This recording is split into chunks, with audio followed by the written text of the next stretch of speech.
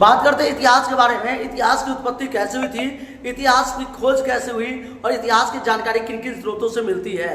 तो बात करते हैं इतिहास, जिसे आम भाषा में हिस्ट्री कहते हैं, और इतिहास को किन किन वर्गों में बांटा गया। तो बात करते हैं इतिहास जो था प्राचीन काल के, वो 3 वर्गों में बांटा गया है, जैसे कहते हैं पूर्व पाषाण काल, मध्य पाषाण काल और नव पाषाण काल। तो बात करते हैं इतिहास, यानी इतिहास का अर्थ होता क्या, पहले मैं आपको बता दूं।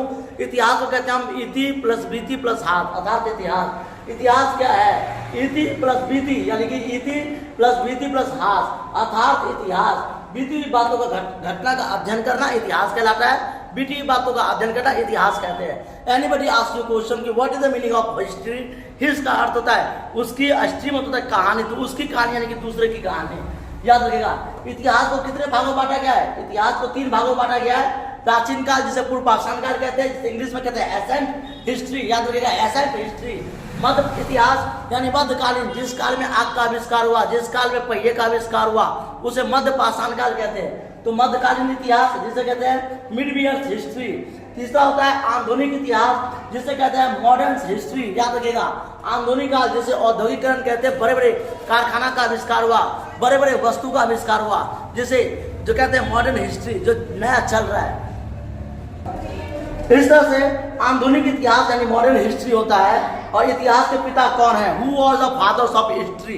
याद रखिएगा, जितने भी चीजें सबके एक बाप है, हमारे पिता, आपके पिता, इस देश का पिता, भगवान जो है ब्रह्मा सृष्टि का पिता, हर एक चीज का एक पिता, एक फादर है। माँ बाप दुनियादारी सबको संभालने वाला एक व्यक्ति होता है। वैसे ही इतिहास का भी एक फादर है, एक व्यक्ति है, जिसका नाम क्या है, इतिहास का पिता कौन है। तो आपसे पूछा जाता है, तो आप बताएंगे हेरोडोटस। याद रखिएगा, जिससे कहते हैं हेरोडोटस, तो एक फादर थे, द हिस्ट्री ऑफ हेरोडोटस।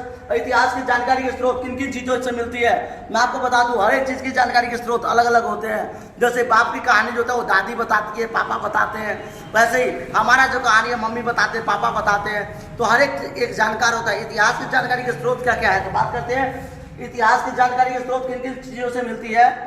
अभिलेखों से मिलता है, सिक्के से मिलता है, जिसे इंग्लिश में कहते हैं अभिलेख को इंग्लिश में कहते हैं स्क्रिप्शन, स्क्रिप्शन से मिलता है।